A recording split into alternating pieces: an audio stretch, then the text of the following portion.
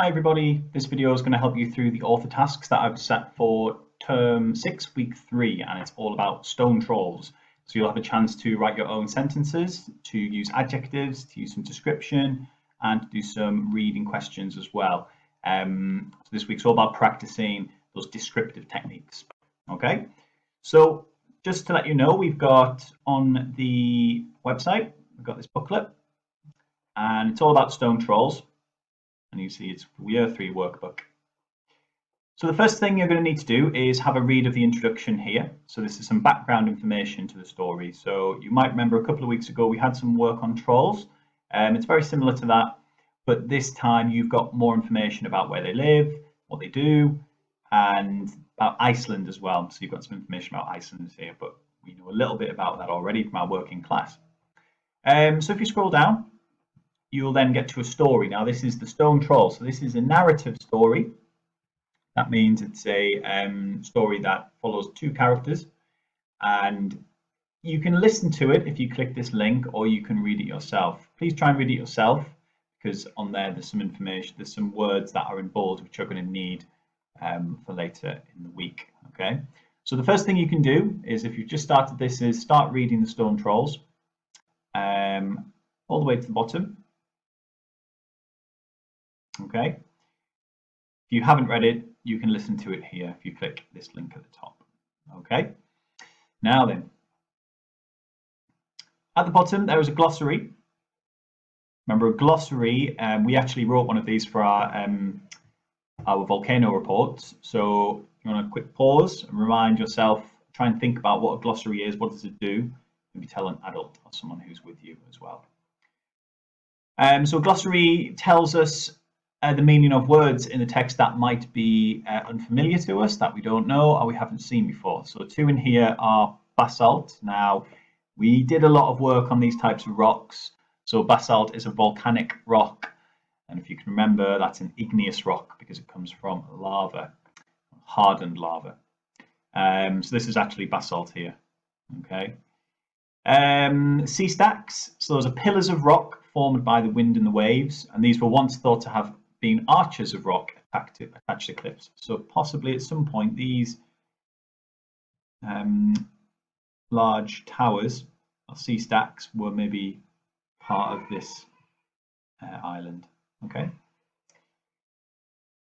Okay, so the first task I'm going to ask you to do this week, and you can do this in one day, is start to look at the language in the text. Okay, so you'll notice that there are lots of words in bold.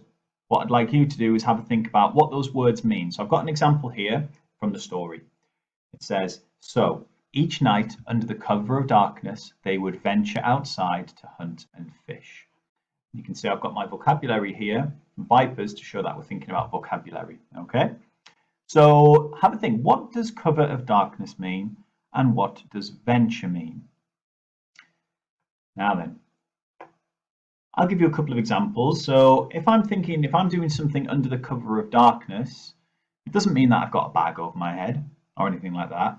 That means we're doing it at night. So when night time's here and it's completely pitch black, that means we're doing it under the cover of darkness. So we can say cover of darkness, doing something in the night. Okay. And so each night under the cover of darkness they would venture out to hunt and fish. Now venture is a good word to use. It's a verb and it tells us how they're doing something. So they would venture outside. Now another word for venture, you could use go, but for this one the author's chosen a better word, because venture actually means to do something that's a little bit dangerous. So for this it tells us that the trolls are in danger every time they go out. Okay, so for venture, so doing something, or let's say instead of doing something, going on a journey when there is danger. Okay, so when you venture somewhere, it kind of means that you do something that's a little bit dangerous. Okay, so just after that, so there's the first couple done, cover of darkness and venture. Have a think about these words: mischievous, ebony beach, hoard, pitching, weighed, stricken, hefty, cambered, and shielded. Now for that, you're going to have to go back to the story and have a look for those words, because if you read that word in a sentence, it might help you. So for example here, one stormy night, two mischievous trolls called Skess and Landra. Well, this word we might know already, but we know in this one it's talking about the trolls, so we could think about what that means. Here we've got above, the full moon glared down, casting long shadow across the ebony beach. So here, ebony is describing the beach, so it's an adjective. So what does ebony mean? Okay. Now you can use the internet, use a thesaurus website or a thesaurus if you've got one, and those will give you some synonyms, so words that mean something similar. Okay. And at the bottom, in case you're struggling, you've got some similar words there that can help you, and you can try and add these into the boxes. Okay. Okay, session 2. So what did you think about the story? So on the second day of doing this, you might do a book review. What did you think about the story? Now, here's a good chance for you to reread the story or listen to it again and really think about what you enjoyed about the book, because your opinion matters. Whenever we're reading, it's always good to think, what are we enjoying about this book? Why are we enjoying it so much? The 3 sentences you can write. Firstly, I like the part where, because. Now we're going to use because, the conjunction here, because that's going to give us a reason. So for example, we might say, I like the part where the moon was described as, well, let's just find it, sorry. I like the part where it described the full moon casting shadows across the ebony beach, because it painted a picture in my mind of what it was like to be there. Okay. So think about what you liked about this story. Did you like the certain description? Did you like one of the trolls? Did you like the way the story ended? So read it through and then pop your opinion and write it down.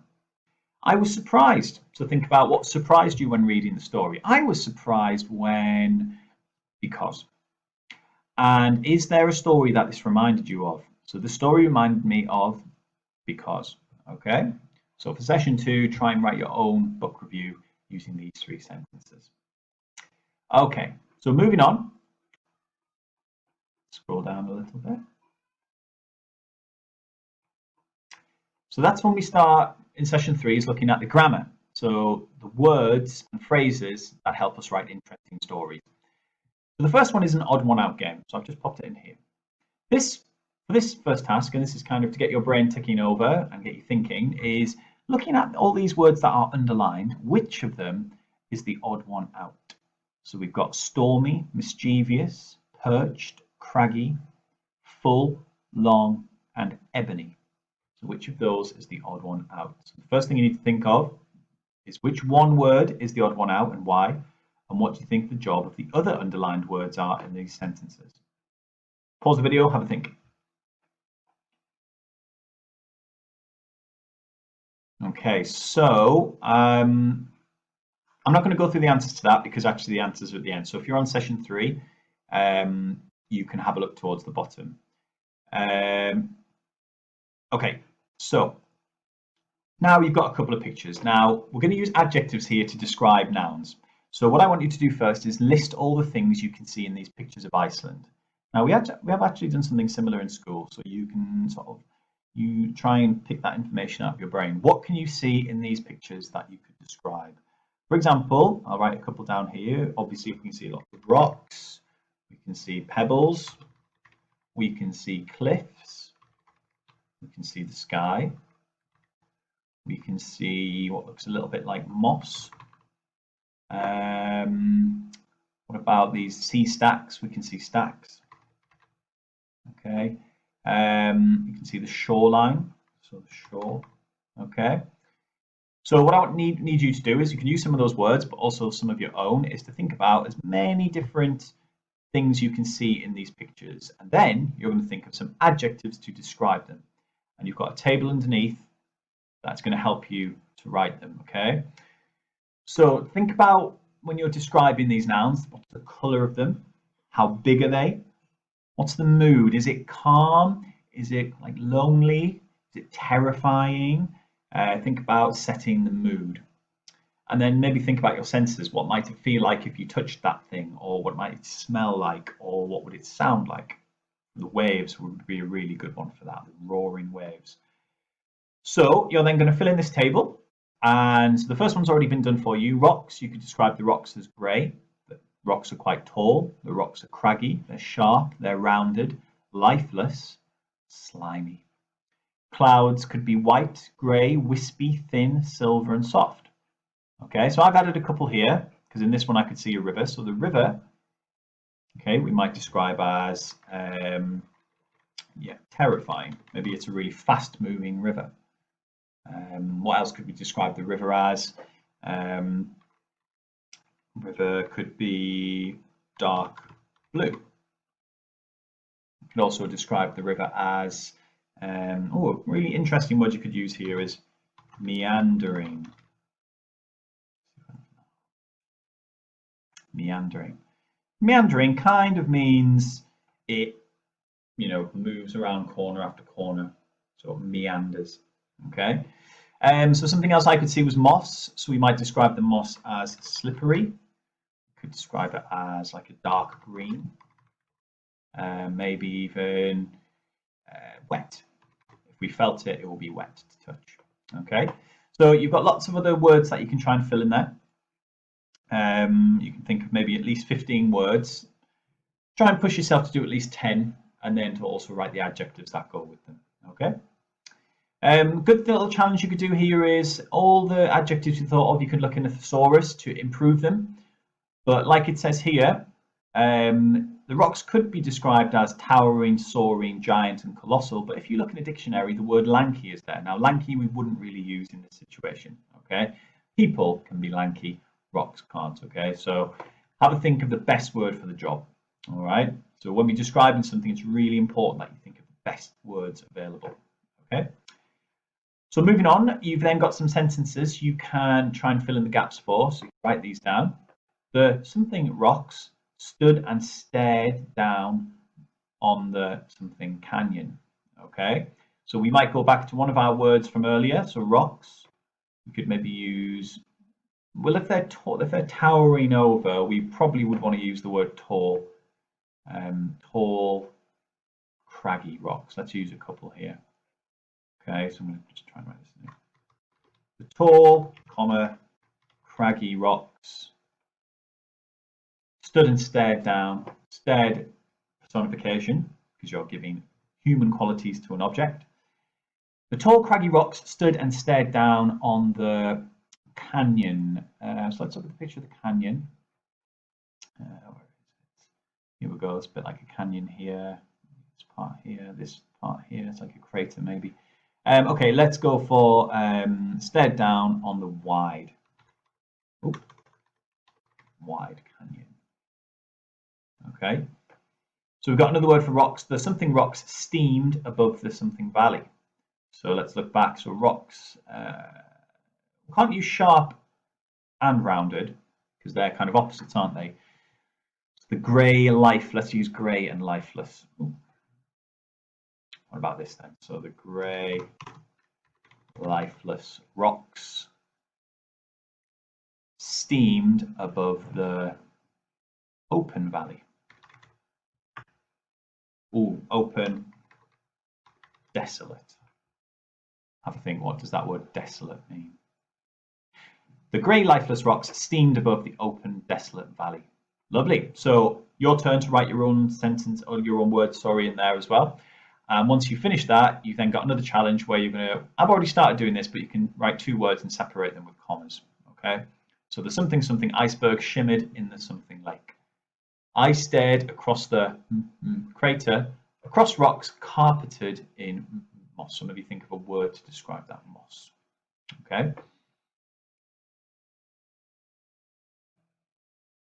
So for this next part, session 5, you have to think about, session 4, is to think about prepositions, okay? Prepositions tell us where something is. So on here, I've got 2 sentences from the text. The first is, below, the sea bubbled and foamed. Above, the full moon glared down. Now, I've started both of those sentences with a preposition. The first is below, second is above.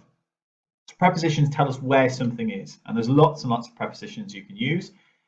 Next to, under, on top of, around, above, below, next to, all those kinds of words that tell us where something is.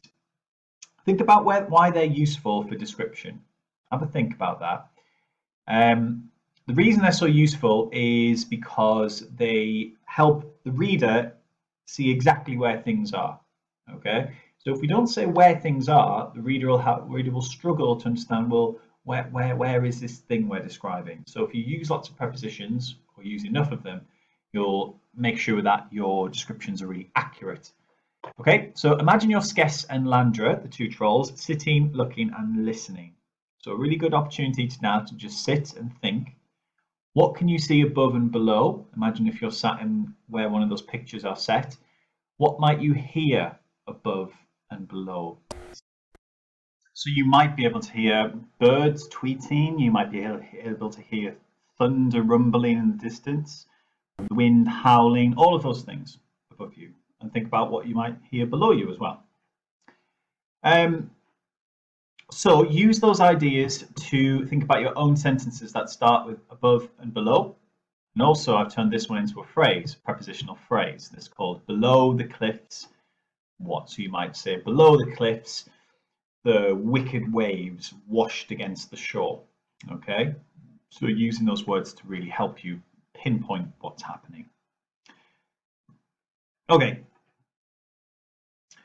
to finish with, for session 4, what you can do is think about some different prepositions, and here are some really good story ones. So in the distance, in front and behind. An example here is, in the distance, they could hear the low rumble of the other trolls feasting on their hoard of freshly caught fish. So what else might you hear in the distance? What else might you hear behind you? What else might you hear in front of you as well? Okay, so after that, so that was session 1, 2, 3, 4, and 4. Sorry. So each of those is to do with writing lots of adjectives, lots of description, and lots of prepositions as well. To finish the week, what you can do is use the 3 pictures I've put on the website to do your own descriptions using some of those adjectives, some different adjectives, some prepositions to help make your descriptions seem interesting. So this is the first picture I put on, quite an interesting one I found on the internet. So what can you see in the picture? What can you describe? Start with that process of looking and seeing what you can describe before thinking about some good adjectives and then maybe some prepositions to help describe. So same here, this is your second picture. You've got a 2 extra characters here, so they might help you with your descriptions as well. Maybe you could describe one of those characters too. And finally this one, which is a sort of what looks like a station in the Arctic. Okay, so lots of cold descriptions for this one. You want to make this place seem really cold and maybe in the middle of the wilderness. Okay, and that will finish your week. So that's 5 sessions. The first 4 I went through, and the last one is just to have a go at describing your own picture. Okay.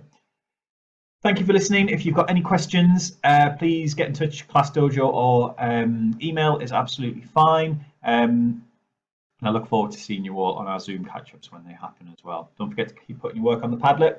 Thanks very much.